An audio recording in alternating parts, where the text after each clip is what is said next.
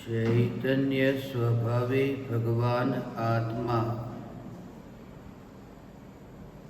अनादि अनंत शुद्ध चैतन्य मात्र है। ज्ञान मात्र है। मैं शुद्ध चैतन्य मात्र,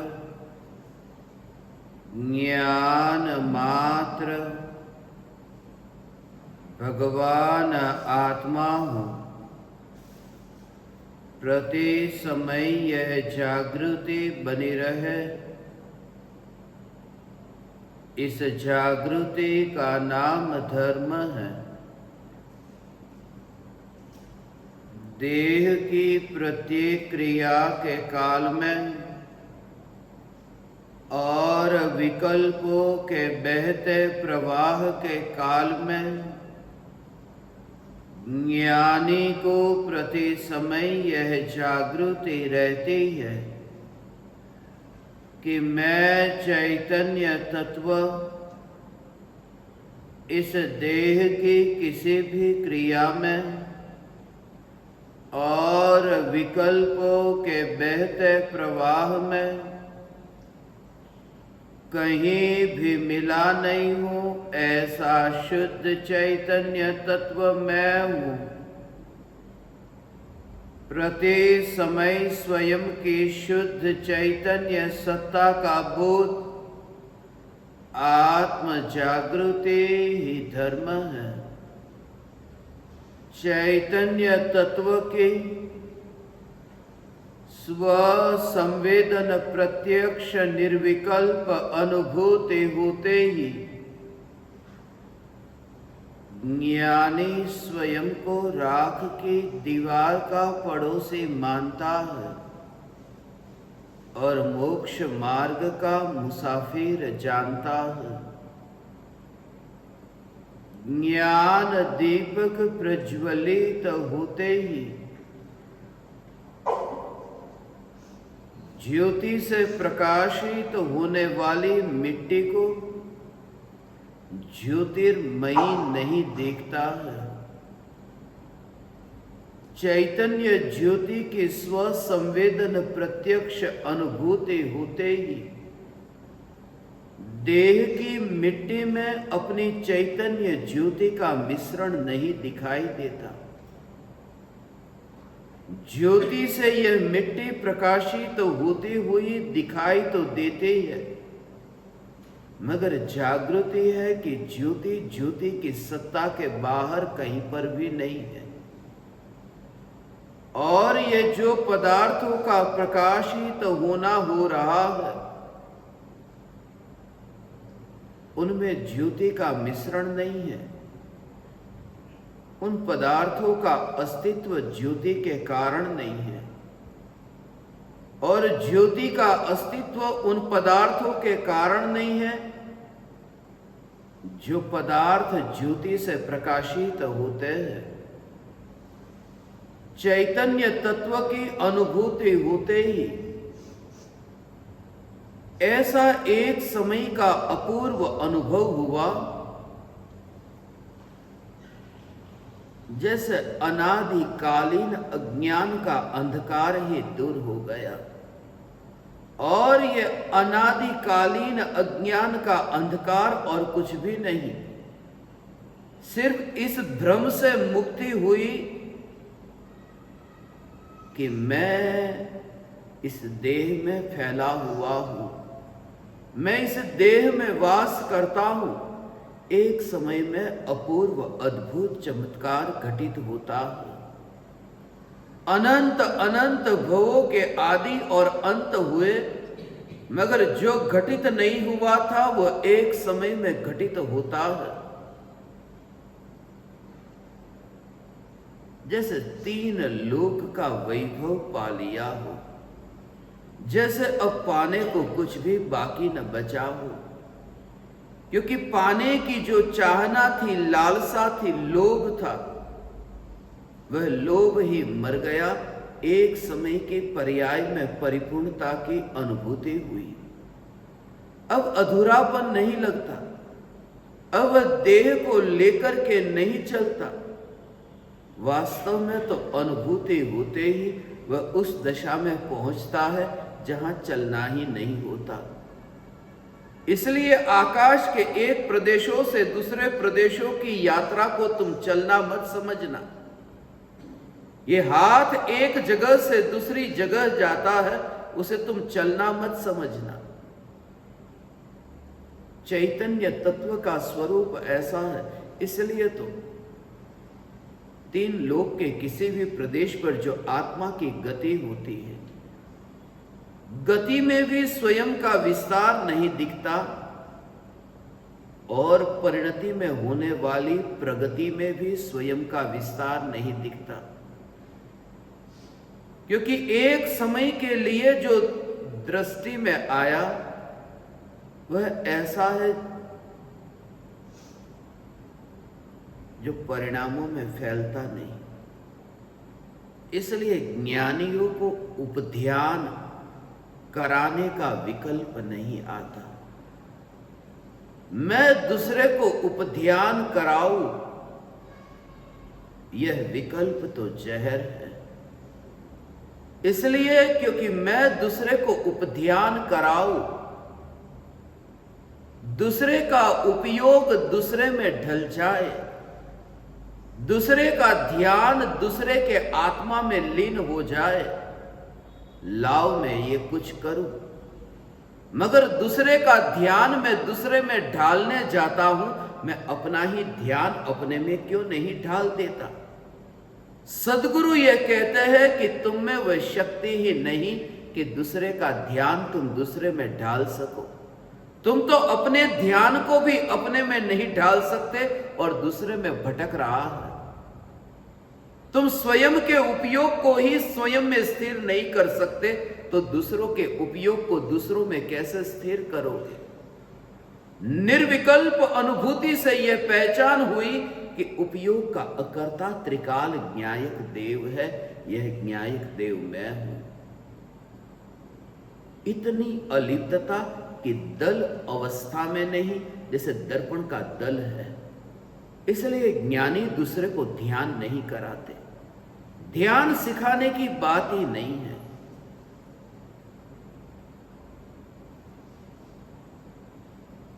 ज्ञान पर शिविर हुए हैं, ध्यान पर शिविर हो। मैंने आज तक ध्यान पर शिविर नहीं लिए, और कभी शिविर का नाम भी ध्यान शिविर रखा तो वह तुम्हें आकर्षित करने के लिए कि आओ, क्योंकि तुम ध्यान शिविर से इतने प्रभावित हो जाते हो। वास्तव में ध्यान का कोई शिविर ही नहीं होता। ध्यान के शिविर में आज तक मैंने यही बोला कि ध्यान पर कोई शिविर हो ही नहीं सकता। जितना भी ध्यान मैं तुम्हें कहूं कि अंतर में ले जाओ, उतना ही मैं तुम्हारे सामने चेष्टा करता हूं कि मेरी बात को तुम सुनो, तुम्हारा ध्यान इधर रखो।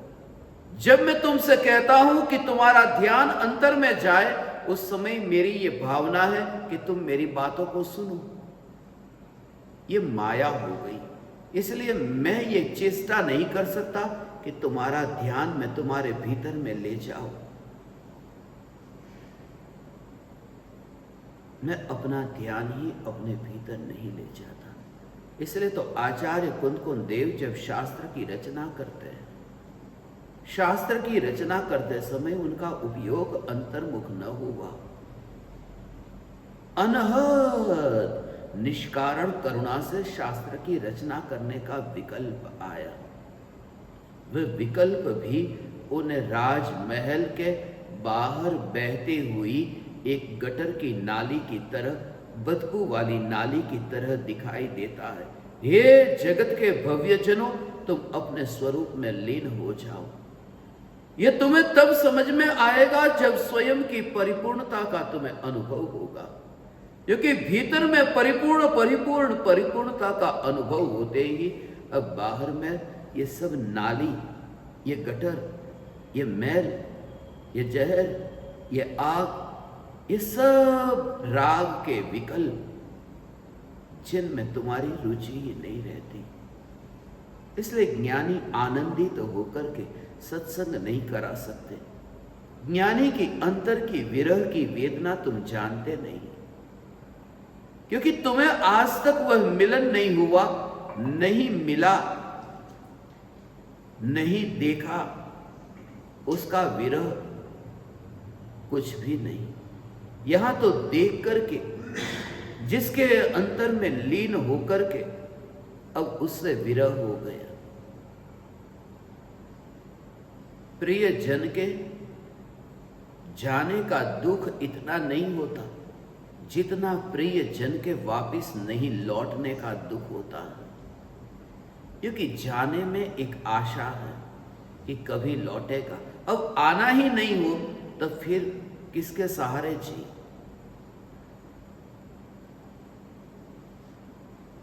ज्ञानी की वह हालत है,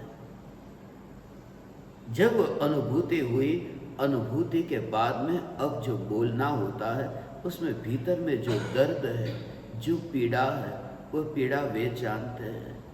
इसलिए वे ये जानते हैं कि ये मेरी जगह नहीं है जहां मैं बैठा हूं। इसलिए वे जानते हैं, शिकायत नहीं करते। इसलिए शिकायत भी नहीं करते क्योंकि वे ये जानते हैं कि जहां पर रहूंगा मैं इस चैतन्य के बाहर मेरा विस्तार न होगा। आज मैं इस कुर्सी पर बैठा हूं, फिर भी कुर्सी से टिक करके नहीं बैठा हूं, और कल मैं पेड़ की छाया के नीचे वहां पर बैठूंगा, पेड़ की छत्र छाया में बैठूंगा, मगर पेड़ की जड़ से मैं टिक करके नहीं बैठूंगा। मैं अभी भी कुर्सी से टिक करके नहीं बैठा और वहां पर पेड़ से टिक करके नहीं बैठूंगा। मैं यहां हूं या वहां हूं, ये कपड़े से बनी हुई ये कुर्सी और बिना कपड़े का वह पेड़, मैं दोनों से टिक करके नहीं बैठता। ये मनुष्य के देह की कुर्सी और मुनि के देह का पेड़, ये चैतन्य सत्ता को मैं टिक करके बैठती हुई नहीं देखता। ये चैतन्य सत्ता को इतनी स्वतंत्र देखता हूं, इसलिए ही तो देह के जलने पर ज्ञान को जलता हुआ मैं नहीं देखता। देह के कटने पर ज्ञान को कटता हुआ नहीं देखता हूं। यदि कटता हुआ ऐसा एक समय के लिए दिखाई दे तो घना अंधेरा हो जाए। ये बिजली के वायर को देखते हो ने, बीच में थोड़ा सा भी कट जाए तो यहां पर अंधेरा हो जाए। ये जो प्रकाश है, ये ज्योति है, वो ये बताती है कि बीच में एक भी अंश ऐसा नहीं जहां कटा हुआ भाग हो। बिजली को बंद होने के लिए कितने फुट तक उसे वायर को काटना जरूरी है, एक अंश ही वहां पर अलग हो जाए। ये जो अनादि अनंत चैतन्य सत्ता है, ये चैतन्य सत्ता है। इस चैतन्य सत्ता में कहीं पर भी विराम नहीं दिखता, कहीं पर भी विराम नहीं दिखता। ये ऐसी सत्ता दिखती है जो अडोल दिखती है, जो अचल दिखती है, जो अकंप दिखती है, जो ध्रुव दिखती है, जो नित्य सत्ता स्वरूप, ये चैतन्य जीवन। इसलिए तो जो साधक मुझसे पूछते हैं, आज दोपहर में ही यहां से जाने के बाद मुझे किसी ने पूछा, जीवन रेखा के बारे में जो चर्चा चली, पूछा कि जीवन क्या है, जिसका जवाब नहीं दे सकता। इसलिए क्योंकि जीवन के अतिरिक्त और कुछ है ही नहीं। इसलिए क्योंकि ज्ञान के जीवन के अतिरिक्त कुछ है ही नहीं। इसलिए परमाणुओं के मिलने और परमाणुओं के बिखरने में, ये तो किस लोक की तुम बात करते हो। मैं जिस लोक में वास करता हूं भगवान, उस लोक में तो परमाणुओं की टकराहट होती ही नहीं। उस लोक में तो परमाणुओं की टकराहट कैसे हो? यह सिद्ध तो वहां जाता ही नहीं है। निगोद में न गया, वो मां के गर्भ में कैसे जाएगा? मैं चैतन्य परिपूर्ण सिद्ध परमात्मा। इसलिए तो माता और पिता के मिलन से जिस देह की रचना हुई, मैं उस समय वहां पर नहीं था। ये देह के परमाणु, जब ये मनुष्य देह के रूप में ये जो रचना हुई, उस समय मैं नहीं था। क्योंकि सिद्ध कभी गर्भगृह में जाता है। सिद्ध जो निगोद में न गया वह मां के गर्भ में कैसे जाएगा। और इस समय भी यह जागृति सिद्ध का भाव अंतर में समझ में आए, फिर वो अंधेरे में रहा ही नहीं। मां के गर्भ में भी मैं अंधेरे में नहीं रहा, क्योंकि देह में रहता तो मां के गर्भ में अंधेरे में रहता। मैं चैतन्य जीवन की रेखा के बाहर कहीं नहीं, इसलिए यहां पर कोई अंधेरा दिखाई ही नहीं देता। यहां तो चैतन्य जीवन, यहां तो ज्ञान का प्रकाश, यहां तो जानना, बस इसके अलावा कुछ दिखाई नहीं देता। इसलिए क्रिया मर जाती है। इसलिए जहां धर्म की शुरुआत होती है वहां तो अक्रिय से शुरुआत होती है। और उपधान जिसे तुम कहते हो वो क्रियाकांड के अतिरिक्त और कुछ भी नहीं। उपधान में क्रियाकांड है और मैं अक्रिय हूं। अक्रिय का अनुभव जब तुम्हें होगा तब ये सब दो कौड़ी के खेल बंद हो जाएंगे। अक्रिय का अनुभव तुम समझते हो? थोड़ा इसके बारे में समझो। चैतन्य स्वरूप किस प्रकार से अक्रिय है। अक्रिय क्रिया कहते हैं परिणाम को। क्रिया कहो, परिणाम कहो, पर्याय कहो, दशा कहो, स्थिति कहो, हालत कहो, उसे तुम नाम कुछ भी दो, मगर जो अनित्य है, जिसमें नया नया नया नया नया नया नया नया हो रहा है, वहां क्रिया हो रही है। और चैतन्य ये अक्रिय है, इसमें क्रिया नहीं, ये क्रिया नहीं। जहां अनित्यता नहीं, चैतन्य चैतन्य चैतन्य, ये चैतन्य की ध्रुवता। इसलिए तो शक्कर से कोई पूछे कि तू कल क्या कर रही थी, नमक से कोई पूछे कि तू कल क्या कर रहा था, शक्कर क्या कहे? मगर शक्कर कल कुछ कर रही थी। शक्कर का स्वभाव मिठास, शक्कर कल मिठास से भरपूर थी। बस यहां पर पूर्ण विराम हो जाता है। शक्कर मिठास से परिपूर्ण थी, परिपूर्ण है, परिपूर्ण रहेगी। क्या कर रही थी ये शंका नहीं। तुम घर में क्या कर रहे थे और उपाश्रय में अब क्या कर रहे हो? घर में तुम पाप कर रहे थे और उपाश्रय में तुम पुण्य करते हो और माना धार्मिक हो। धर्म की शुरुआत होती है कि घर में था तब ज्ञान से परिपूर्ण और उपाश्रय में ज्ञान से परिपूर्ण। ऐसा ज्ञान से परिपूर्ण जिसमें क्रिया नहीं, ऐसा जो ज्ञान से परिपूर्ण, ये चैतन्य परमात्मा जो ज्ञान से परिपूर्ण, इस ज्ञान से परिपूर्ण चैतन्य परमात्मा की और दृष्टि होते ही ये उपध्यान होता है। अक्रिय के लक्ष्य से पर्याय सक्रिय होती है। ये त्रिकाली ध्रुव ज्ञायक दे, ये त्रिकाल ध्रुव ज्ञायक दे। अवस्था और अवस्था के पीछे जो बिल्कुल ध्रुव सत्ता, बर्फ हो, कोयला हो, कोई भी वस्तु वहां पर सामने है, मगर एक तो है दर्पण की अवस्था और एक है दर्पण का दल। और जो दर्पण का दल है उसे दर्पण की अवस्था से संबंध नहीं है। दर्पण का दल जो है, दर्पण का जो दल है, उस दल का दर्पण में जो अवस्था तैयार हो रही है, उस दल का अवस्था में जाना नहीं होता। नहीं तो दल में बैर बिखेर होता, दल कुछ क्रिया करने लगता। दर्पण है, वहां कोयला है और कोयले का प्रतिबिंब दर्पण में पड़ा। दर्पण में कोयला आया तो नहीं, मगर कोयला जो है वो कोयले का प्रतिबिंब पड़ा, और वो जो प्रतिबिंब पड़ा वो दर्पण की स्वच्छता, दर्पण का स्वभाव है। दीवार में कोयले का प्रतिबिंब नहीं पड़ेगा, दर्पण में पड़ा। वो कोयले के कारण नहीं, कोयले के कारण होता तो दर्पण के अलावा दीवार भी है, दीवार में भी प्रतिबिंब पड़ता। मगर जब वो कोयले का दर्पण में प्रतिबिंब पड़ा, उस प्रतिबिंब के काल में वो दर्पण का जो ठोस, वो जो दल है, जो घन है, वो घन उस अवस्था के अंदर जाकर के मिलता नहीं है। वरना जैसे ही कोयला वहां से हटा और दर्पण की अवस्था यहां पर पलट गई कि वो जो दर्पण का दल है वो बैर बिखेर हो जाता, नष्ट हो जाता। मगर वो अक्रिय है, वह है मगर करता कुछ भी नहीं है। मैं ये कहता हूं पर्याय में, अवस्था में जो यह प्रतिबिंब पड़ता है, उस प्रतिबिंब के पीछे ज्ञानी को वो ध्रुव न्याय, ये ध्रुव न्यायक देव जो अवस्था के पीछे ये परिपूर्ण जो ज्ञान की जानने की अवस्था, उसमें से वहां ध्रुव घनता में से बाहर नहीं आता है।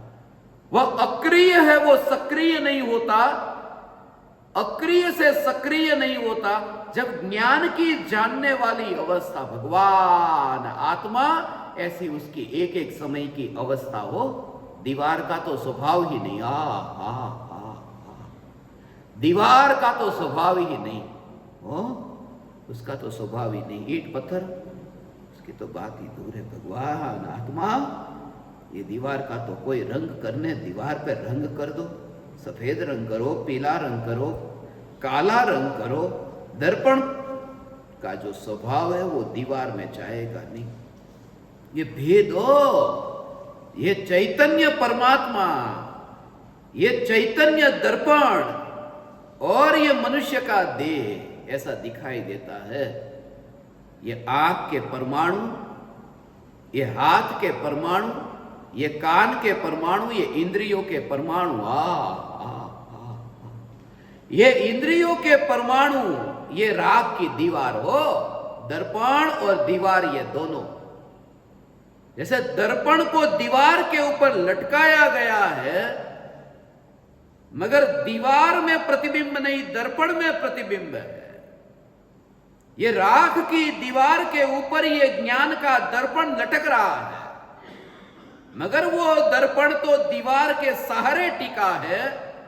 ये ज्ञान दर्पण अपनी सत्ता में रह करके अपने में टिका और दीवार के पड़ोस में है, दीवार से चिपक करके ये दर्पण नहीं टंगा है। भगवान आत्मा ये चैतन्य दर्पण, और इस दीवार में प्रतिबिंब, जैसे गर्म पानी में हाथ डाला और गर्म का अनुभव हुआ, तो ये प्रतिबिंब जो पड़ा ज्ञान में गरम, ये गरम रंग का ही नहीं, वहां गरम स्पर्श का भी प्रतिबिंब पड़ता है।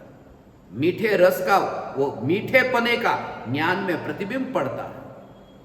दर्पण में तो रूप का ही प्रतिबिंब पड़ता है, काला है तो काला, सफेद है तो सफेद, मगर मिठास का प्रतिबिंब दर्पण में नहीं पड़ता।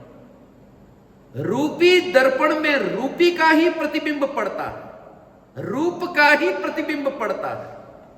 अगर चैतन्य दर्पण, जिस चैतन्य दर्पण में तो समस्त इंद्रियों के जो विषय है, ये स्पर्श रस गंध वर्ण और शब्द, ये पांचों का प्रतिबिंब ज्ञान की अवस्था में पड़ता है। और वही ज्ञान की अवस्था उसके पास कुछ मांगने नहीं गई, कुछ भी लेना नहीं। दर्पण मांगने गया कि कोयला तू आ जा इधर, कोयला तू चला जा उधर, वहां तो कार्य हुआ। ऐसे ही ज्ञान की अवस्था आंख में नहीं, सामने धन का ढेर हो, सम्यक दृष्टि ज्ञानी धर्मात्मा करोड़ों का वैभव सामने देखता हो, और आंख ये तो दीवार, ये राख की दीवार, मगर ज्ञान में जो जानने में आ रहा है, ये ज्ञान में जानने में आ रहा है कि करोड़ों रुपये यहां पर है, ये ज्ञान में जानने का जो कार्य हो रहा है वो दर्पण का कार्य है, मगर वो दर्पण के दल का नहीं, दर्पण की ऊपर की सपाटी का, दर्पण के ऊपर का कार्य है। दर्पण के भीतर तो कुछ भी नहीं, ऐसा दर्पण के भीतर कुछ भी नहीं।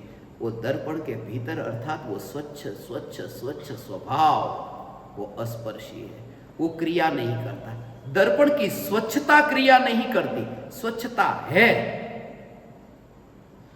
दर्पण के ऊपर धूल लगी है और धूल हटाओ, फिर 5 रजकण और लगाओ, फिर उसमें से हटाओ। ये कुछ स्वच्छता में बढ़ोतरी घटोतरी ये कुछ हुआ? यहां तो दर्पण स्वच्छ ही है, दर्पण गंदा हुआ ही नहीं है। कोई दर्पण गंदा नहीं होता। सिद्ध परमात्मा का दर्पण जैसे गंदा नहीं, ऐसे ही मेरा और तुम्हारा दर्पण भी गंदा नहीं है। क्योंकि क्रोध का जो विकार का भाव आता है, वो प्रतिबिंब कहां पड़ा, पता कैसे चला? वो ज्ञान स्वच्छ है जिसके ऊपर ये क्रोध प्रतिबिंबित हुआ है। ये स्वच्छ ज्ञान है। ये तुम परमात्मा हो भगवान, तुम चैतन्य परमात्मा हो। ऐसा ये चैतन्य परमात्मा जो पापी पापी पापी पापी नहीं, पापी जिसमें प्रतिबिंबित होता है, वो ज्ञान स्वच्छ, वो पापी नहीं है।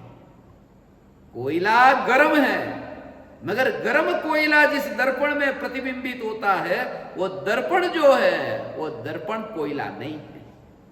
दर्पण तो कोयला नहीं है, दर्पण की जो अवस्था है वो भी कोयला नहीं है। और दर्पण में कुछ अंदर मिला नहीं। दर्पण में जो कार्य हुआ उसकी अंतर के दर्पण ने, वो दर्पण के दल ने, दर्पण जो परिपूर्ण घन है, उसने कोई शिकायत नहीं की। कितना निर्लेप व सत्ता स्वरूप है, वो शिकायत नहीं करता। सम्यक दृष्टि ज्ञानी को अक्रिय की ओर दृष्टि गई, इसलिए सक्रिय में एकत्व न रहा। और अक्रिय की ओर दृष्टि है, यही तो सक्रिय है। इसलिए तो ज्ञानी की दृष्टि दृष्टि पर नहीं है, ज्ञानी की दृष्टि दृष्टा पर है। आंख को नहीं, आंख जिसे देखती है उस पर, दृष्टि पर नहीं। दृष्टि का जो विषय है वह ज्ञायक देव। ये ज्ञायक देव, ये ज्ञायक देव, ये ज्ञायक देव मैं हूं। दर्पण की अवस्था और दर्पण का दल, ज्ञान की अवस्था और न्यायक दल, न्यायक घन, न्यायक का परिपूर्ण घन सत्ता स्वरूप, ऐसा सत्ता स्वरूप भगवान आत्मा। इसलिए तो ज्ञानी को ऐसा भगवान आत्मा ऐसा हो, एक समय के लिए भी ऐसा लगता नहीं है। वो सत्ता जो है ऐसा हो, वो सत्ता है, उसका भाव भगवान तुम क्या समझते हो? ऐसे बुरे काम कोई करता हो उसकी ओर मत देखो, पाप का काम जहां होता हो वहां आंख बंद कर दो। सम्यक दृष्टि ज्ञानी धर्मात्मा पाप को जानता होता होने पर भी, पाप को जानने वाली ज्ञान की अवस्था के काल में भी, जब ये जानता है कि पाप हो रहा है, मगर वो जानने के कार्य में, कि तो जानते क्यों हो? वो जानते क्यों हो? वो जानने का जो कार्य है वो मेरा नहीं है। जानना वो क्रिया है और ध्रुव अक्रिय है। ये अक्रिय ध्रुव मैं हूं जो जानने की क्रिया में जाता नहीं। इसलिए मैं अपने को परिपूर्ण जब यहां देखता हूं, जो जानने की पर्याय में नहीं जाता हूं, इसलिए मैं जानने की पर्याय जो परिणमित होती है, उस कारण से मैं दुखी नहीं होता हूं। ऐसा ज्ञानी जानता देखता रहता है। ये जो कहते हैं ना भगवान आत्मा, ये जानता जानता जानता जो रहता है, वो जानने की पर्याय का पड़ोसी ये ध्रुव न्यायक देव। ये ध्रुव न्यायक देव जानने की पर्याय का पड़ोसी ऐसा परमात्मा है। ये कभी जिंदगी में भगवान नहीं सुना तुमने? ये उपध्यान उपध्यान उपध्यान करके जन्म मरण के चक्कर बढ़ गए उपध्यान के नाम पर, मगर उपध्यान का असली भाव नहीं समझा कि चैतन्य परमात्मा जो है, ये चैतन्य परमात्मा जिसमें क्रिया नहीं है, उपध्यान की क्रिया, चैतन्य परमात्मा है जिसमें क्रिया नहीं है, जिसमें कार्य नहीं है। इसलिए मैंने भूतकाल में अनंत पाप किए, अनंत पाप किए, वो तो नहीं, मगर अनंत पाप किए वो मेरे ज्ञान के दर्पण में प्रतिबिंबित हुए। यह भी नहीं, क्योंकि ज्ञान के दर्पण की ऊपर की सपाटी पर वो प्रतिबिंबित हुए।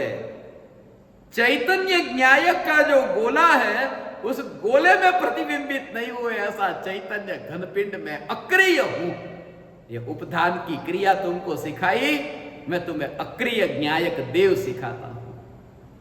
ये अक्रिय न्यायक देव, ये चैतन्य परमात्मा, और ऐसा अक्रिय हो ऐसा भाव हो, अक्रिय न्यायक देव और ज्ञान के जानने की ये क्रिया, इन दोनों के बीच में जिनको भेद नहीं दिखाई देता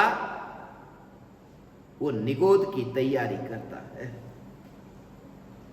ये जो मनुष्य जन्म मिला ना, वो इतनी इतनी इतनी इतनी भेद ज्ञान की कला, जिनके अंतर में ये भेद ज्ञान वर्तता है, ऐसा हो उसमें इतना रस नहीं रहता। भगवान फिर मैं इसको क्यों जानता हूं? ये जानने का काम होता है ना, वो जानने का काम होता है। सामने वाला कोई आता है, यहां पर कार्य होता है, मगर भीतर में जो अक्रिय है। ऐसा ग्राहक भी आया और मुनीम ने माल भी दिया, ये दोनों की क्रिया जो हुई, वो लेने वाला लेता है, देने वाला देता है, मगर जो भीतर सेठ है वो तो न तो लेता है न तो देता है। वो ऐसा है। ये चैतन्य परमात्मा, ये चैतन्य परमात्मा ये राग और द्वेष के विकार में तो है नहीं। राग और द्वेष के विकार को जानने का जो कार्य होता है, वह कार्य भी वर्तमान की अवस्था में होता है, और मैं वर्तमान की अवस्था में नहीं, क्योंकि मेरी रेखा तो अखंड है, ये त्रिकाल रेखा है। इसलिए उस कार्य में अपने को मान लेना, ये तो बंधन है, वो पर्याय का बंधन है। बंधन माने वो हथकड़ी का बंधन, बंधन नहीं। एक समय की ज्ञान की पर्याय में त्रिकाली ध्रुव न्यायक देव को मिलाना, ये बंधन है। ये मौत की घड़ी से पहले तुम ये जाग जाओ भगवान, ये दुर्लभ है। ये उपधान दुर्लभ नहीं है। उपधान तो अनंत अनंत भवों में, जब अनंत बार मुनि हो गया, जिस मुनि की प्रैक्टिस तुम करते हो, मुनि की नकल तुम करते हो, ऐसे मुनि नहीं। वहां तो अभी कपड़े भी पहने, चप्पल भी पहने, कपड़े की चप्पल भी पहने, वो नहीं। शरीर पर धागे मात्र का परिग्रह नहीं। ऐसा मुनि धर्म अनंत बार अंगीकार किया, मगर आत्मज्ञान नहीं हुआ, तो क्या कमी रह गई थी? इतनी इतनी क्रिया की, क्रिया की, क्रिया की, क्रिया की, क्रिया की, इतनी इतनी क्रिया मैंने की। वो देह की क्रिया में रस था, और वहां से थोड़ा आया कि क्रिया को मत देखो, परिणामों को देखो, भावों को देखो। मगर वो भाव भी तो एक क्रिया है। मैं क्रिया देह की है वह भी नहीं, और परिणाम भी मैं नहीं। उसमें परिणाम जो है, उसमें अभिप्राय क्या है? दान देने की क्रिया है, दान देने का परिणाम है। भाव भी दान देने का आया, दान दिया भी, मगर अभिप्राय है कि मेरी ख्याति हो। इंटेंशन क्या है? किस भाव से वो दिया? इसलिए क्रिया को मत देखो, परिणाम को मत देखो, अभिप्राय को देखो। मगर वह जो अभिप्राय है वह भी तो बदल जाता है। जो बदल जाता है वह क्रिया है, और ध्रुव चैतन्य बदलता नहीं है। न्यायक चैतन्य परमात्मा मैं हूं। क्रिया भी मैं नहीं, परिणाम भी मैं नहीं, अभिप्राय भी मैं नहीं। मैं तो इन्हें मात्र जानता हूं, देखता हूं। मगर जानता हूं ये तो पर्याय है, कार्य है ना। जानता हूं, देखता हूं, मैं तो जानता भी नहीं भगवान। आत्मा ये जानना हो रहा है, मगर ध्रुव जानने में आता नहीं है। ऐसा भेद विज्ञान हे ज्ञान दीपक तुम्हें होगा, मगर भेद विज्ञान जब हो तब ध्रुवता की ओर तुम्हारा जोर हो। एक ध्रुव सामान्य सत्ता मात्र। सामान्य सत्ता मात्र का भाव ये, क्योंकि विशेष में क्रिया है। ऐसा अभी यहां कोयला है तो ये कोयले का प्रतिबिंब, और उसमें फर्क नहीं है। कोई व्यक्ति कोयले को देख करके खुश होता हो, या कोई व्यक्ति ये अवस्था जो कोयले की यहां दर्पण में है यहां देखे या यहां देखे, यहां देखे या फिर यहां देखे, वहां दोनों में दोष तो एक सा है। पर्याय को देखा है। कोई चित्र है, फिल्म है, फिल्म को तुम यहां पर देखो या फिर दर्पण में देखो, तो यहां देखते हो और यहां देखते हो, भाव तो है ना। कोई भूत का चित्र यहां पर है और भूत का चित्र यहां प्रतिबिंबित होता है, यहां देखोगे तो डर नहीं लगेगा, यहां भी डर लगा और यहां भी डर लगा।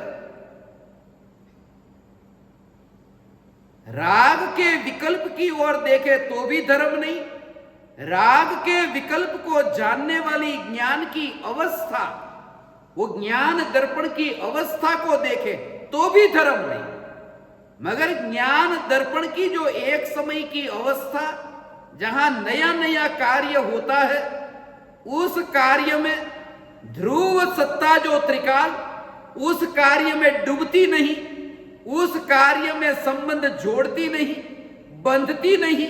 ऐसी ये ध्रुव चैतन्य सत्ता, ये सत्ता की जागृति, ये जागृति में धर्म है। जागृति माने ये सत्ता में, फिर वह जानना होता है। एक ध्रुव सामान्य सत्ता स्वरूप, उसमें सामान्य, नया नया नया नया नहीं, नयापन नहीं आता।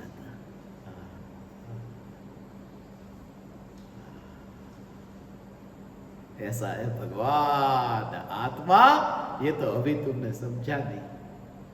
शरीर की क्रिया कुछ तो करनी पड़ेगी, शरीर को तपाना तो पड़ेगा, शरीर को कष्ट तो देना पड़ेगा। तपश्चर्या तो शरीर से ही होगी। ऐसे ऐसा है। एक महाराज साहब को पढ़ाता था ना, महाराज साहब कहते थे, मेरे को पूछते, ऐसा हो पढ़ाता उनको, मेरे को पूछते कि ये क्रिया की जरूरत नहीं है। क्रिया की जरूरत नहीं है, क्रिया किसकी? यहां तो अक्रिय ज्ञायक देव है। बोले आपको दूध गर्म करना हो तो कभी गैस के ऊपर दूध गर्म करने को रखते हो तो दूध को गर्म करते हो या तपेली को गर्म करते हो? वो बर्तन होता है ना, पात्र, बोले उसको, पात्र को गर्म करते हो या दूध को गर्म करते हो? गर्म तो तपेली को ही करना पड़ता है। तपेली गैस के ऊपर रखते तो दूध गर्म ऑटोमेटिक हो जाएगा। तो शरीर को इतना तपाओ कि आत्मा की तपश्चर्या हो जाएगी। तपेली के द्वारा दूध गर्म होता है, ऐसे ही देह के द्वारा आत्मा का तप होता है। बात तो बहुत जोरदार कही थी, मगर मैंने उनसे कहा कि तपेली को गर्म करने से दूध गर्म हो जाता है, बात सही है, मगर वह दूध गर्म होता है जो तपेली में हो। यहां तो चैतन्य परमात्मा देह में है ही नहीं, देह के अंदर है ही नहीं, वो तो पड़ोस में वास करता है। भगवान आत्मा जिन्होंने पहचाना है वो तो देह को पड़ोस में देखता है। भगवान आत्मा, हे भगवान, हे चैतन्य परमात्मा, ऐसी अनुभूति जब तक तुम्हें नहीं होगी तब तक तुमने गुरु का घात कर दिया। ये गुरु दक्षिणा, ये गुरु दक्षिणा। या दिल्ली वाले कहते थे ना, इतने इतने गुरुओं के पास में दिल्ली में जाके आए, इतने रुपये लिखाओ, इतना दान दे दो, इतना ये करो। ये गुरु दक्षिणा। ये सत्संग सुनने के बाद में डोनेशन देना, दान देना, थोड़ा सत्संग सुनने के बाद में दान देना। मैं तो कहता हूं तात्कालिक दान दो। ये जो अपना ध्यान है, उस ध्यान का दान न्यायक को देना, ये गुरु दक्षिणा है। वो गुरु का घात अटक गया। ऐसा हो भगवान, गुरु का घात अटक गया, क्योंकि गुरु ने जो कहा उसके विपरीत जो तुम चलते थे, वो चलना अब बंद हो गया। वो तो बाहर की बात की, थोड़ी खांसी आई, तुमने पानी का गिलास दे दिया। ये सब छोटी छोटी बातें हैं कि घर से बाहर निकलते मोजा पहना दिया। ये सब छोटी छोटी बातें, ये क्या है? ये तो अर्थी को सजाने की बात है। उस सिद्ध की भक्ति कहां हुई? अर्थी को सजाने से कोई सिद्ध परमात्मा की भक्ति होती है? गुरु तो सिद्ध परमात्मा है। गुरु ये जनाजा नहीं है जिसको कफन ओढ़ाया जाए। ओ भगवान, आत्मा, ये चैतन्य चैतन्य चैतन्य दुर्लभ हो गया भगवान। ये गुरुदेव गुरुदेव गुरुदेव श्री कान्जी स्वामी जिन्होंने ये पुकारा ने, वरना ऐसे ही भटकते हो। ये परम कृपालु देव की पुकार बहुत दुर्लभ, नहीं तो कहां कहां कहां वही भीड़ के पीछे। भीड़ ये थोड़ी देखती है सत्य क्या है असत्य क्या है, प्रभाव उसमें है। भीड़ को देख करके जीव प्रभावित होता है। इतने इतने शिष्य उनके पीछे जा रहे, तो ये गुरु में कुछ तो होगा ना। बस ऐसे इतने लोगों ने जब चुना है गुरु के रूप में, तो वो थोड़ा तो सच होगा ना।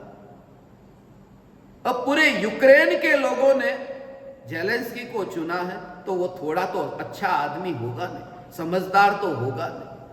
चुनाव में जीत जाने से कोई बुद्धिमान होता है?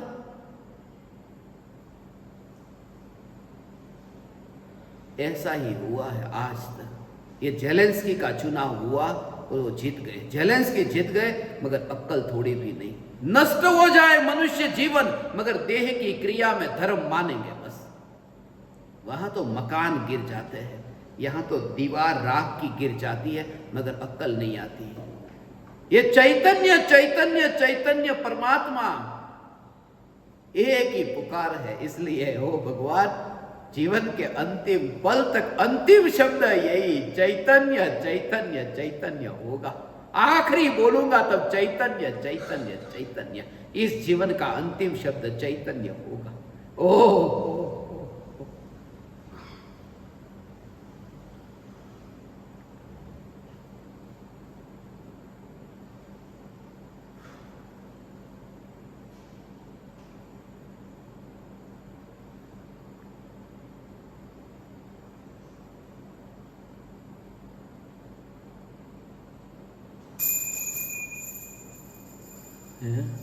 ऐसा स्वरूप है भगवान।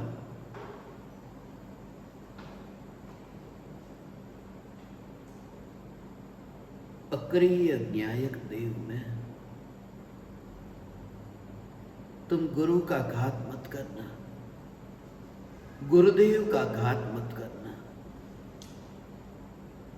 क्योंकि अनंत अनंत काल के बाद में गुरु की भक्ति का उपदेश देने वाले मिले, मगर भक्ति क्या है वो भक्ति की समझ ही नहीं आई, भक्ति का भाव नहीं समझा।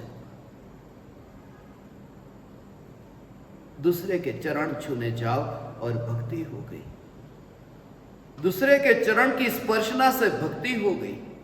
यहां तो ये कहते हैं कि भक्ति का भाव जो आया है, लाओ झुकू।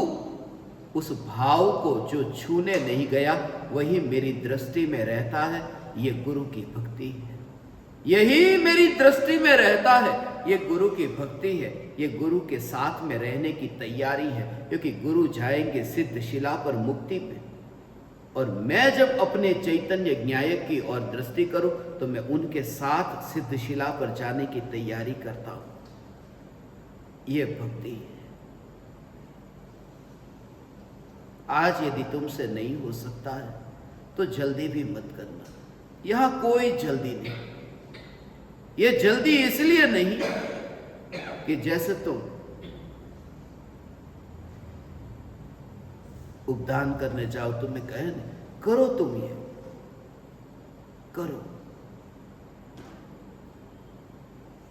बुद्धि हमेशा क्रिया का चुनाव करती है और श्रद्धा सदैव अक्रिय का, और ज्ञानी की श्रद्धा अक्रिय की ओर है।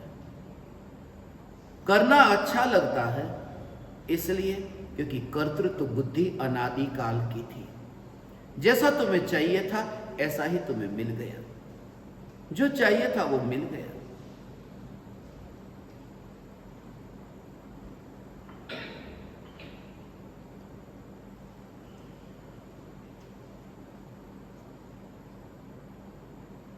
एक आदमी को पूछा, तुमने क्रिश्चियन धर्म क्यों अंगीकार किया? बाइबल में क्या तुम्हें अच्छा लगा? उस व्यक्ति ने कहा, सच कहो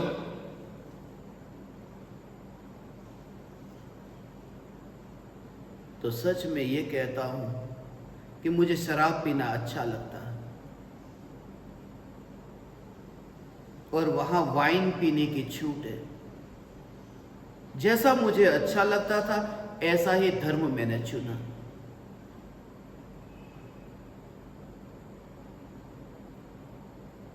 विकार हमेशा अपनी वृत्ति के अनुरूप विषय को चुनता है। जिनकी दृष्टि चैतन्य पर नहीं गई वो बाहर में ऐसे ही सर्कमटेंसेस में रहना चाहते हैं जहां पर अपनी वृत्तियों का पोषण होता हो। इसलिए तुम उन्हीं के वहां मेहमान होना चाहते हो जहां पर तुम्हें वाह वाह, आओ आओ, बैठो बैठो, क्योंकि तुम्हें चाहिए मान और वहां मिलता है मान, इसलिए वहां तुम्हें अच्छा लगता है। तुम ऐसे ही माहौल में रहना चाहते हो, इसलिए जब कोई धनपति हो जाए, पहले गांव में रहता था, पहले कोई लंगोटिया मित्र था जो बिल्कुल गरीब निर्धन था, फटे हुए कपड़े पहनता था, वो मित्र अभी गांव में ही रह गया और तुम पढ़ाई करके तुम शहर में आ गए और वहां पर फिर तुम वहां से गांव में जाओ। यहां तुम्हारी दिल्ली में, मुंबई में, शहर में इतनी ख्याति है, बड़े बड़े करोड़पति भी तुम्हें सर कह के बुलाते, तुम बड़े बड़े उद्योगपति हो गए।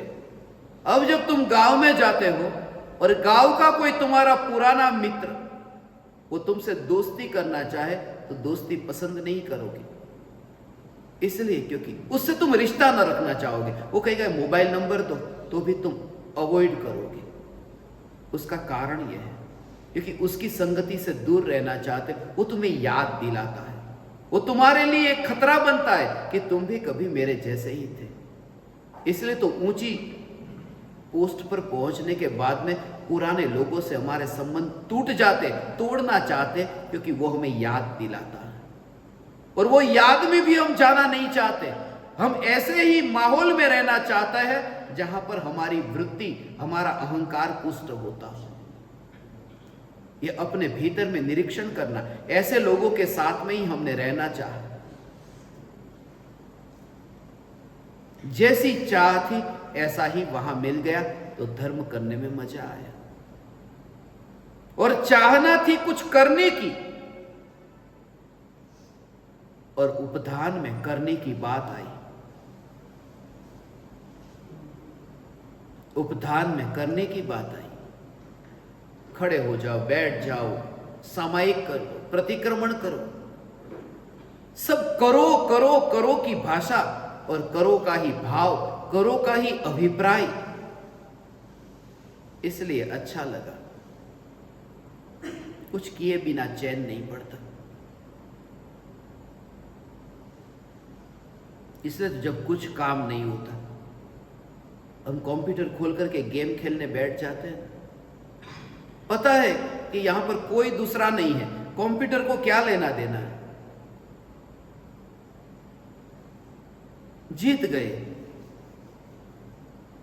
थोड़ी देर के लिए कंप्यूटर ही ताली बजा देता है, यू विन।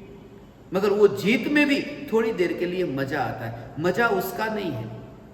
वो जीतने का मजा कम है, 1 घंटे तक जो करने का भाव था वो इस निमित्त से चलता रहा। करूं करूं करूं, शांति से कैसे बैठूं? इसके लिए मैं कहता हूं ना, अखबार ट्रेन के अंदर लोग पढ़ते हैं। मेरे सामने की सीट पर ही मैं देखता था एक भाई साहब, वो अखबार पढ़ते थे।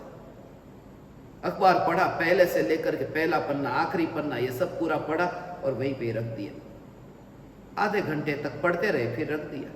फिर 5 मिनट भी अभी नहीं हुई कि फिर वो अखबार लिया और फिर पढ़ने लगे। अभी तो पूरा का पूरा पढ़ लिया, पढ़ने की जरूरत क्या थी?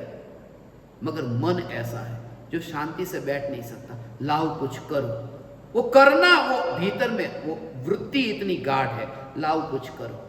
कुछ भी नहीं होगा तो खिड़की में देख करके ये पेड़ गया, ये पौधा गया, ये कुत्ता गया, ये बिल्ली गई, ये शहर गया, ये शहर गया, ये शहर आएगा, तुम्हें कोई लेना देना नहीं। मगर कुछ न कुछ देखो, कुछ न कुछ करो। कोई भी ना हो तो कैसे हो, hi hello how are you, कुछ न बात शुरू कैसे करो? क्योंकि कुछ न कुछ करने की जो आदत है वो शांति से नहीं बैठने देती। और जब धर्म के नाम पर कुछ करना आए तो मजा आ जाए। इसलिए उपधान का मजा करने में है, उपधान का मजा करने में है। और धर्म है,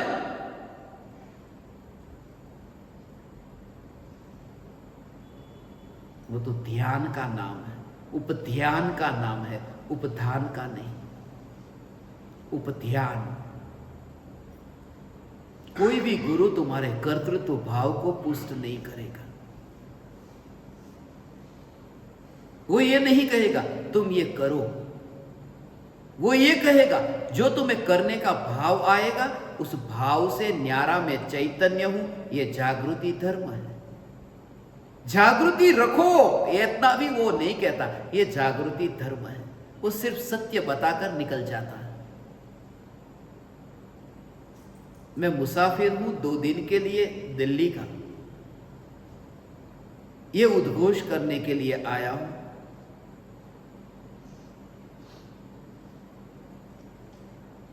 मेरी बातें कुछ लोगों को जचे नहीं, रुचे नहीं, कुछ लोगों को नहीं, अधिकांश लोगों को। मगर फिर भी मैं स्वयं के अनुभव को झुठला नहीं सकता।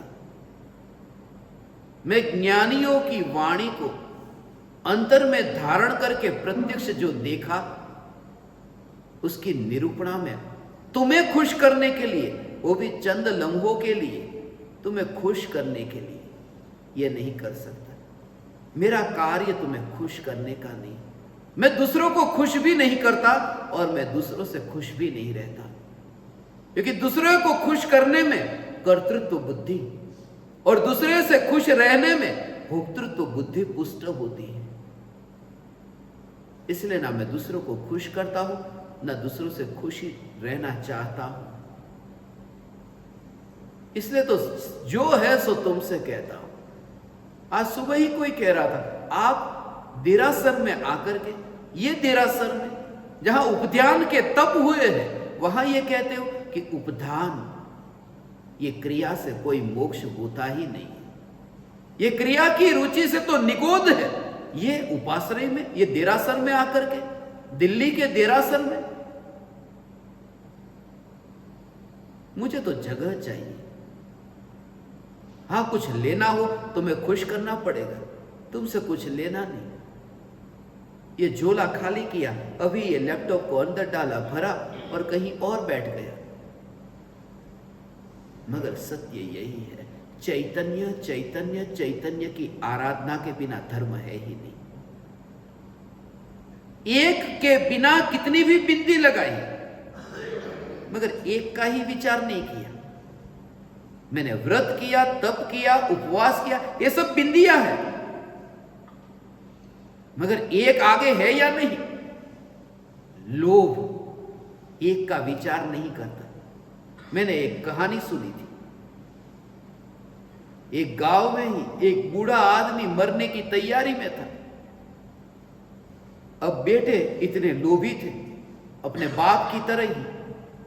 बेटे चाहते थे थोड़ा और कुछ हमारे नाम पर लिख करके जाए, और बाप लिखता नहीं था। लोभी का बेटा लोभी था।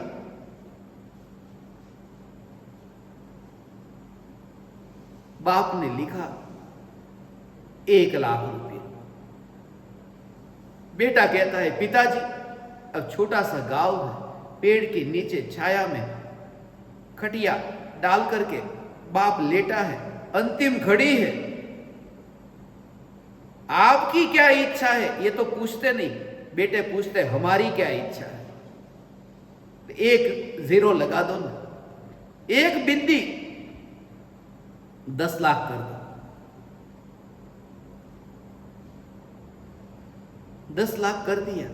मगर ये तो लोभ है ना कि ये पिताजी देखो जाते जाते थोड़े खुश हो गए, पिताजी 1 शून्य और।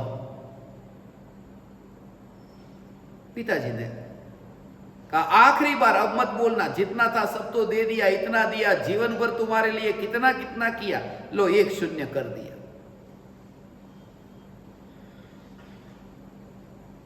करोड़ रुपये पिताजी ने शून्य पे शून्य करते गए थे, खुश हो गए थे बच्चे।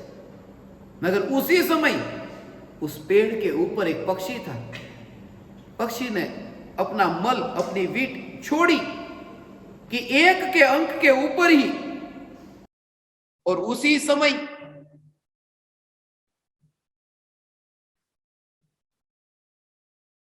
पिताजी की मृत्यु हो गई।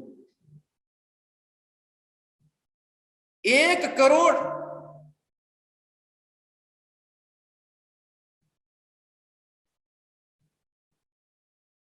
मगर 1 करोड़, एक का विचार ही नहीं किया, शून्य हो गए। ऐसे ही तुमने औषध करो, अठम करो, अठाई करो, आयमिल करो, ये करो, वो करो,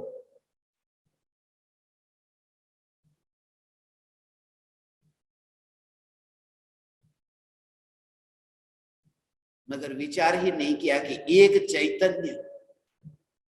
चैतन्य तत्व की अनुभूति हुई या नहीं, एक का विचार भी कभी आया या नहीं।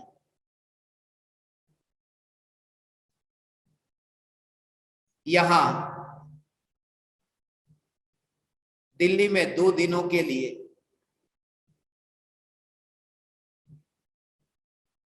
चैतन्य उपध्यान शिविर,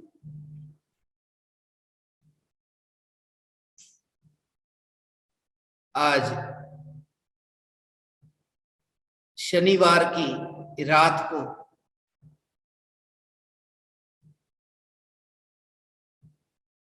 जहां लोगों के पास में समय नहीं होता, पार्टी में, फंक्शन में, शराब में मस्त होते,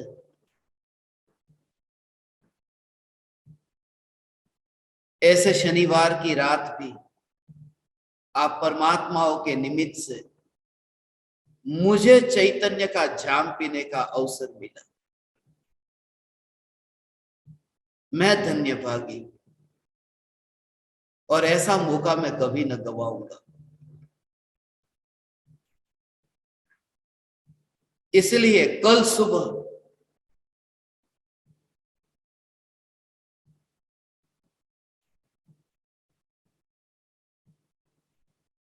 तीसरा सत्संग चैतन्य उपध्यान के रहस्य पर होगा। कल सुबह मैं आपको उन क्रियाओं के बारे में बताऊंगा जो उपधान के दौरान की जाती है, और उसका असली भाव क्या था और क्या से क्या हो गया।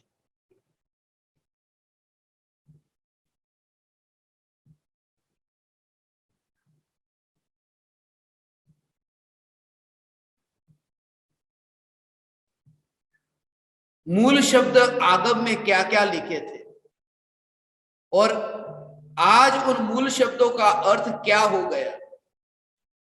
कली काल की, पंचम काल की, कलयुग की बलिहारी,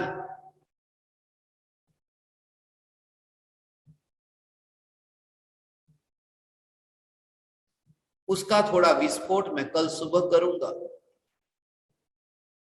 आप सब कल सुबह 10 बजे से यहां सत्संग प्रारंभ होगा, और कल शाम को अंतिम सत्संग इस शिविर का होगा। इसी समय 7:42 पर आप परमात्माओं के निमित्त से मुझे यह शिविर करने का अवसर मिला। ज्ञान दीपक परिवार दिल्ली के द्वारा इस शिविर का आयोजन हुआ।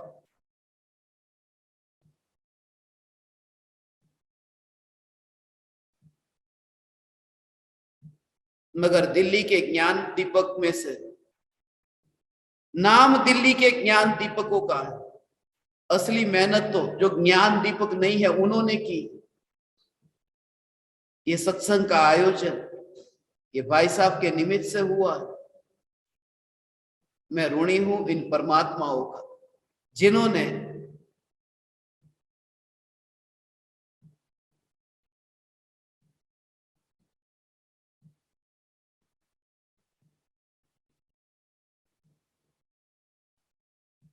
किसी भी प्रकार के पक्षपात के बिना इतनी मेहनत करके यहां श्वेतांबर देरासर में पूज्य गुरुदेव श्री कांजी स्वामी और परम कृपालो देव की पुकार करने का मुझे अवसर दिया। पुनः पुनः आप परमात्माओं को मेरे प्रणाम स्वीकार करें।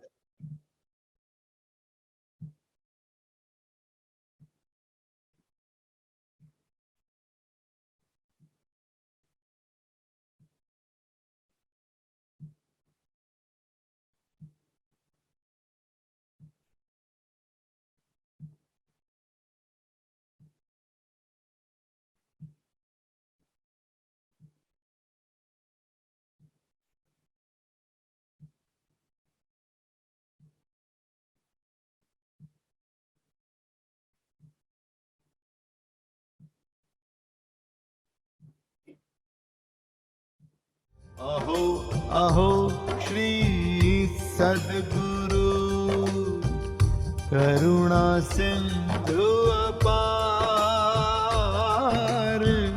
इस पामर पर प्रभु किया अहो अहो उपकार, अहो अहो